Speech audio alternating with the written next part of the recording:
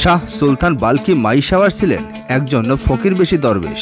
ইসলাম ধর্ম প্রতিষ্ঠার জন্য যে কয়জন মনীষী পৃথিবীর বিভিন্ন প্রান্ত থেকে বাংলাদেশে আগমন করছিলেন, তাদের মধ্যে অন্যতম ছিলেন এই প্রখ্যাত ফকিরবেশী দরবেশ। গত পর্বে পার্ট 1-এ আমরা দেখিয়েছিলাম এই বিখ্যাত ব্যক্তির ইসলাম প্রচার এবং আগমনের ইতিহাসের বিভিন্ন দিক। আজ আমরা আবারও এসেছি এই বিখ্যাত অলির মাজারে। আসলে কি হয় এখানে প্রতিদিন, যেটার সার্বিক দিকগুলো আজকের ভিডিওতে তুলে ধরবো আমরা।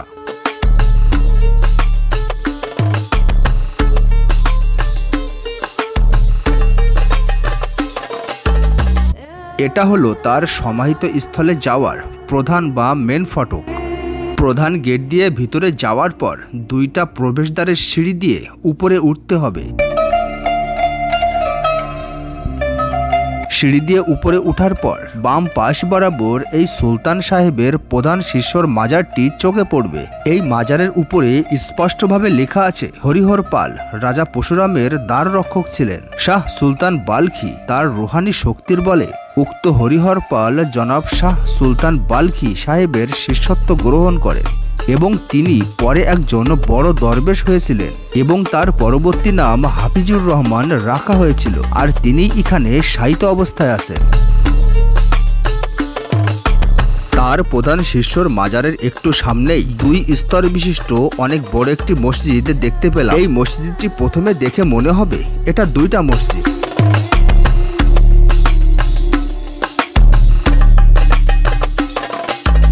কিন্তু এটা মোটেও 2টা মসজিদ না, এটা অনেক বৃহৎ আকৃতির 2 স্তর বিশিষ্ট একটি মসজিদ।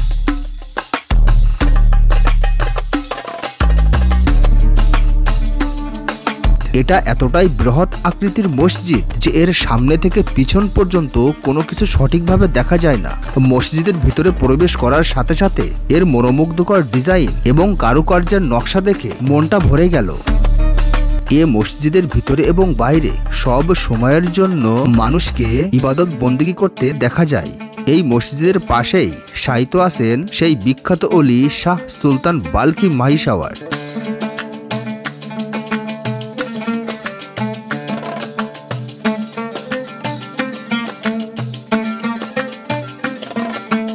তার সমাহিত স্থলের আশেপাশে সব সময়ের জন্য ভক্তদের প্রার্থনা লেগেই থাকে।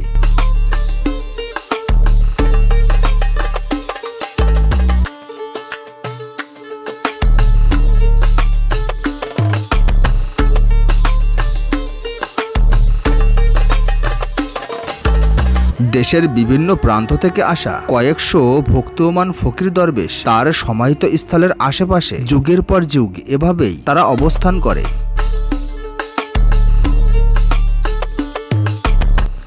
দিনের পর দিন, রাতের পর রাত, এমনকি বছরের পর বছর দেশের বিভিন্ন প্রান্ত থেকে আসা এই ফকিরবেশী দরবেশরা তার সমাহিত স্থলের আশেপাশেই অবস্থান করে।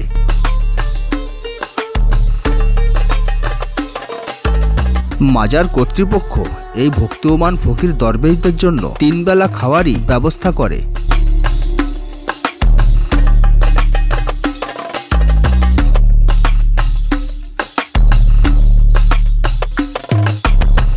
মাজারের ভান্ডারখানা থেকে এই ফকির দরবেশদের জন্য দিনে 3 বেলা ফ্রি খাওয়ার ব্যবস্থা করা হয়।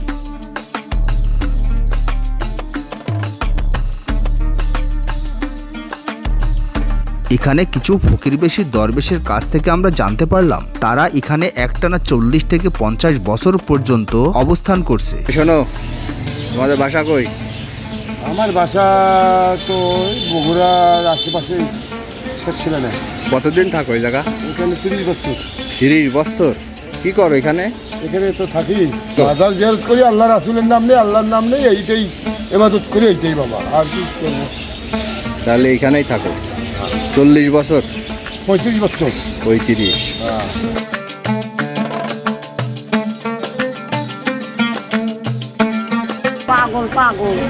পাগল? তারা এখানে দীর্ঘদিন অবস্থান সম্পর্কে আমরা জানতে চাইলে তারা আমাদেরকে উত্তর দিল তারা এই প্রখ্যাত অলি অর্থাৎ শাহ সুলতান বাল্কি মাহিসাওয়ারকে অসম্ভব ভালোবাসে। তারা বিশ্বাস করে যে এই প্রখ্যাত অলি তাদের মনের বাসনা পূর্ণ করবে। মাজারের আশেপাশে থাকা বিভিন্ন ফকিরবেশী দরবেশকে এই প্রখ্যাত অলি অর্থাৎ শাহ সুলতান বাল্কি মাহিসাওয়ারকে বিভিন্নভাবে উপাসনা করতে দেখা যায়।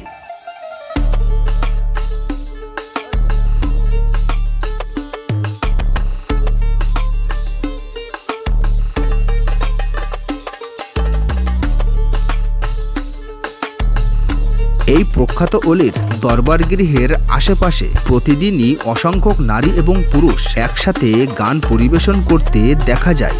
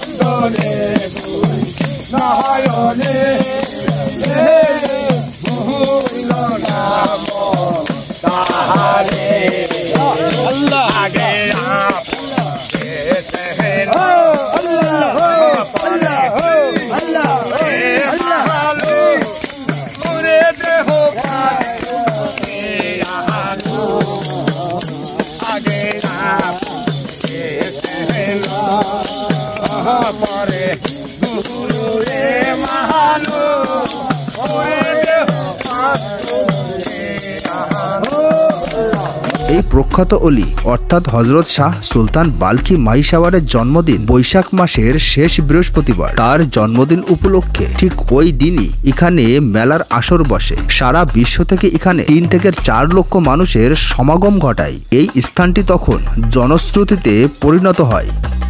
দেশের খ্যাতিনামা গণমাধ্যমগুলো এই অনুষ্ঠানটি সরাসরি সম্প্রচার করে।